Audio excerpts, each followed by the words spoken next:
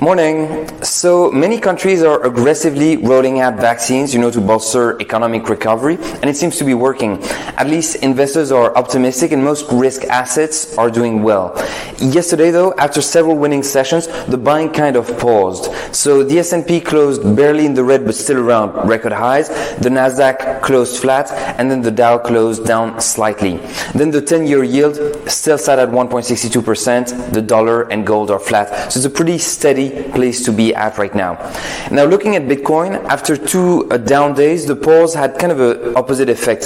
So the session had some traders worried with many longs getting liquidated and price touching intraday lows of 53K. But then we eventually actually closed the session up just 1.5%, but up nonetheless.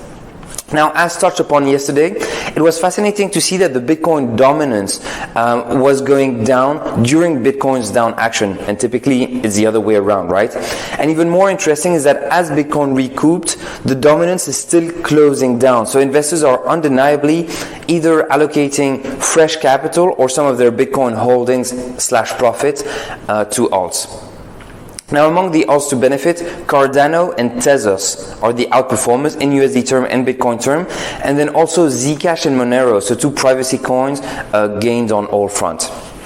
Now, on a broader scale, I like to look at exchange flows, and while the on-exchange reserve of coins is still at historically low level, which is good for price, I'm seeing hints of changes where the supply has grown slightly in the past few days.